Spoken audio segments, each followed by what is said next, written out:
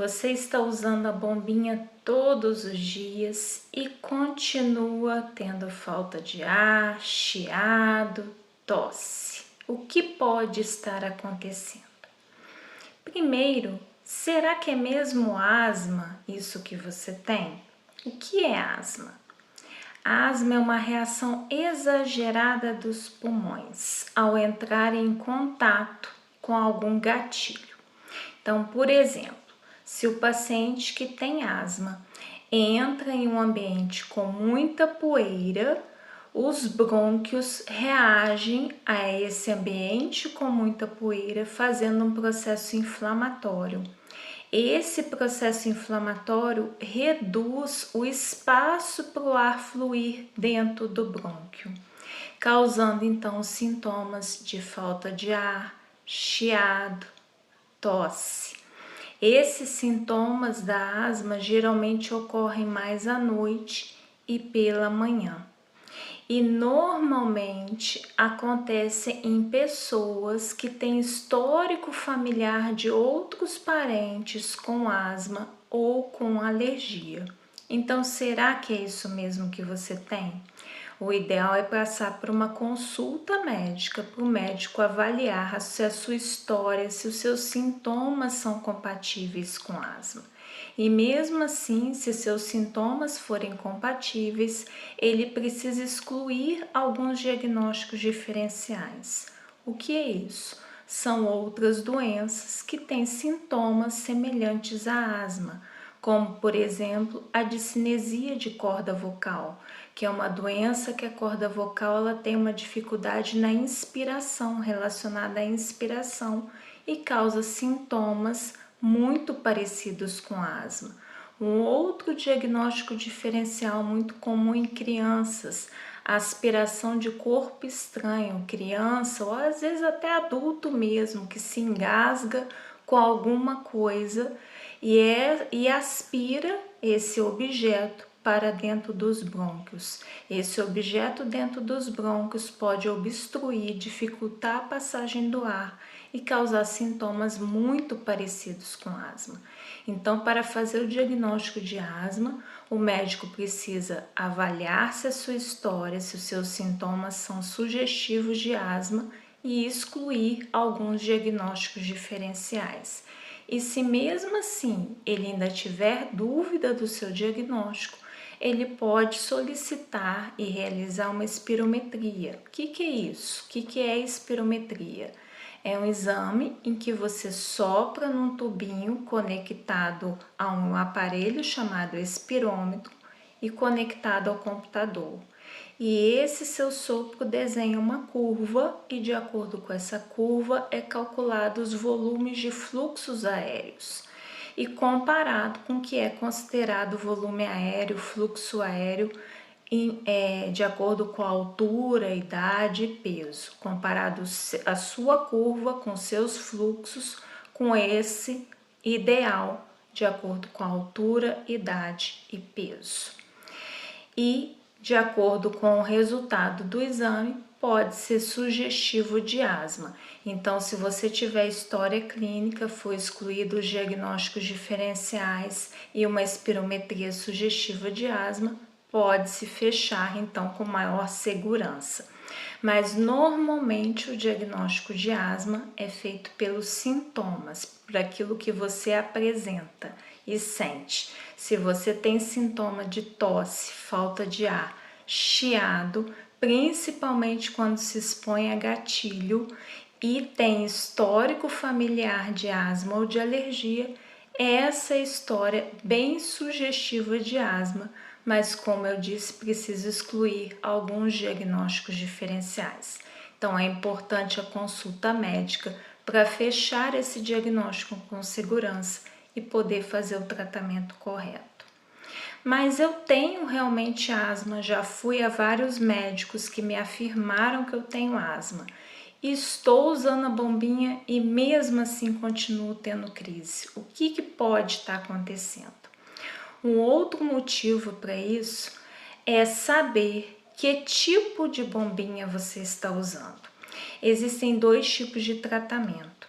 um tratamento que é só de alívio, ou seja, bombinhas que são usadas somente quando você apresenta o sintoma, usada para dilatar o brônquio, para apenas promover um relaxamento daquela musculatura brônquica e facilitar o fluxo de ar dentro daquele brônquio inflamado.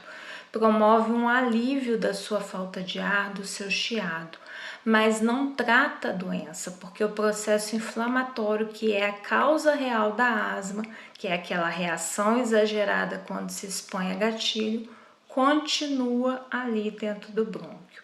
Existe um outro tratamento, que é o tratamento chamado de manutenção, que esse sim, a base dele é com corticoide, porque o corticoide que atua neste processo inflamatório dentro do brônquio. Mas mesmo usando o corticoide inalatório de manutenção, ou seja, usando todos os dias, pode ser que a sua doença não esteja controlada e seja necessário acrescentar outros medicamentos ao tratamento. Então, pode ser que seja necessário acrescentar broncodilatador, acrescentar antileucotrieno, que é um outro tipo de anti-inflamatório, e às vezes até imunobiológico, que vai atuar no processo inflamatório específico da sua asma. Então, é importante a consulta médica para avaliar qual o tratamento mais indicado de acordo com a sua doença, de acordo com o grau de asma e nível de controle que você tem. Estou fazendo um tratamento de manutenção. Estou usando medicação inalatória à base de corticoide, em dose otimizada, já estou com tratamento máximo. Mesmo assim, minha doença não está controlada. O que pode estar acontecendo então? Terceiro motivo para essa dificuldade no controle. Você sabe utilizar corretamente o dispositivo inalatório? É importante treinar na consulta médica. Então, o seu médico tem o dever de te ensinar como usar o dispositivo inalatório e nas consultas seguintes verificar se você consegue utilizar corretamente o dispositivo. Então, o uso correto do dispositivo é necessário para o tratamento ser eficaz. Às vezes, trocar o tipo de dispositivo é o suficiente para controlar a doença. Então, às vezes, não precisa aumentar a dose de remédio, não precisa trocar medicamento, não precisa acrescentar medicamento, basta trocar o tipo de dispositivo. E para isso é importante a consulta médica. E é importante durante a consulta o médico avaliar se você está conseguindo utilizar corretamente o dispositivo. Cada paciente se adapta melhor a um determinado tipo de dispositivo.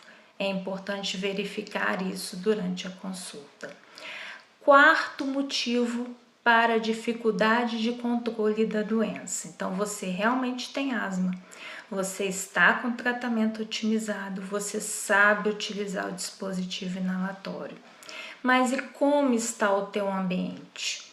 Por exemplo, se a sua asma ela é desencadeada por exposição à poeira e a sua casa no momento está em obra, está em reforma, quebrando parede, trocando piso, você está tendo uma exposição grande à poeira. Dificilmente a sua doença ficará controlada nesse momento. Então, o ideal é você conseguir se afastar, na medida do que for possível para você, do ambiente que possa favorecer as suas crises de asma, ou seja, evitar a exposição ao que é gatilho para a sua asma. Então, você precisa aprender a se conhecer, saber o que desencadeia as suas crises e evitar esses fatores que desencadeiam suas crises. Quarto motivo que pode estar dificultando o controle da sua doença. Você fuma ou convive com algum fumante? O tabagismo, ainda que passivo, ele dificulta o controle da asma, porque ele tende a agravar a asma, tende a diminuir em maior velocidade os fluxos aéreos, ou seja, um paciente que fuma ou que convive com fumante tem um funcionamento pulmonar menor do que um paciente que não fuma e não convive com fumante. Então, provavelmente a asma deste paciente será mais grave. Então, precisa parar de fumar, precisa se afastar do convívio com fumantes.